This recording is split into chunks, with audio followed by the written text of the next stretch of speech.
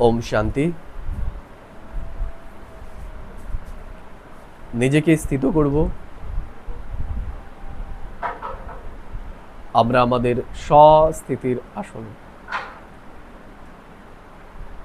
ভ্রুকুটি সিংহাসনে বিরাজমান দিব্য জ্যোতিরূপে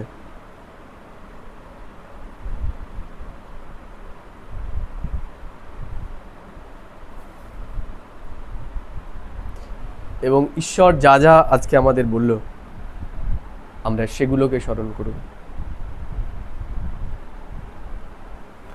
আজকে বাবা আমাদেরকে বলল যে ঈশ্বর আমাদের সদ্গতির সম্পূর্ণ নিরালা জ্ঞান দিয়েছে। তিনি আমাদের এখন মুক্তি এবং জীবন মুক্তির পথ দেখাচ্ছেন। এই দুনিয়ার মানুষ যারা দুঃখ অশান্তির মধ্যে ফেঁসে রয়েছে, বাবা তার থেকে বেরোনোর জন্য আজকে আমাদের বললেন মামে কাম শরণম ব্রজ, অর্থাৎ ঈশ্বর কে, ঈশ্বর কি এবং ঈশ্বর আমাদের জন্য কি করে সেই বিষয়ে আমাদের চিন্তন করতে হবে এবং ঈশ্বরের প্রতি আমাদের নিশ্চয় নিয়ে আসতে হবে।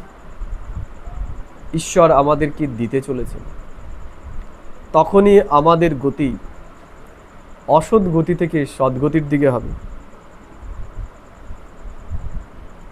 বাবা আজকে বললেন যে আমাদের এখন মাস্টার জ্ঞান সাগর হতে হবে।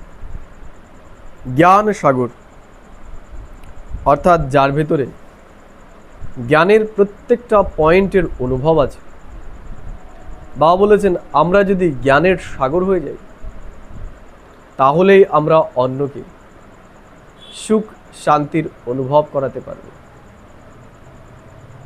বাবা আজকে বললেন সৎ গতি পেতে হলে এক পরমাত্মা আমাদেরকে যে শ্রীমত দিচ্ছে সেই শ্রীমত অনুসারেই আমাদের চলতে হবে। আমাদের মনমত এবং পরমতকে ত্যাগ করতে হবে। বাবা আজকে আরও বললেন এখন আমাদেরকে বিস্তারকে সমিয়ে আমাদের এক শ্রেষ্ঠ স্থিতিতে নিজেকে স্থিত করতে হবে। আমাদের বাবার সমান লাইট হাউস মাইট হাউস হতে হবে।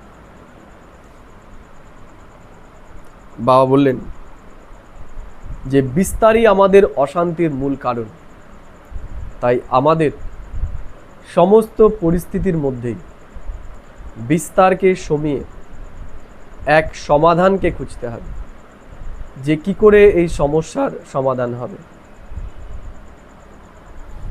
বাবা বলছেন আমরা যদি আমাদের বৃত্তিকে শক্তিশালী পাওয়ারফুল বানাই, অর্থাৎ আমাদের বৃত্তিকে আমরা শ্রেষ্ঠ বানাই, তাহলে অটোমেটিক আমাদের দ্বারা সেবা হতে থাকবে। বাবা আজকে আরও বললেন যে নিশ্চয় যদি আমাদের ভেতরে চলে আসে তাহলে আমরা সহজ যোগী হইব। অর্থাৎ সহজ যোগী হওয়ার সহজ উপায় নিশ্চয় যত যত আমাদের ঈশ্বরীয় জ্ঞানের প্রতি, ঈশ্বরীয় প্রাপ্তির প্রতি নিশ্চয় আসবে, ততই আমরা সহজ যোগী হয়ে যাব। আজকে আমি সারাদিন এই বিশেষ চিন্তাগুলোই নিজের ভেতরে রাখব এবং আমি সারাদিনে এটাই চিন্তা করব যে ঈশ্বর আমাকে কি কি দিচ্ছে, ঈশ্বরের কাছ থেকে আমি কি প্রাপ্ত করছি, আর এই দুনিয়ার মানুষ আমাকে কি প্রাপ্ত করাচ্ছে। ওম শান্তি, ওম শান্তি, ওম শান্তি।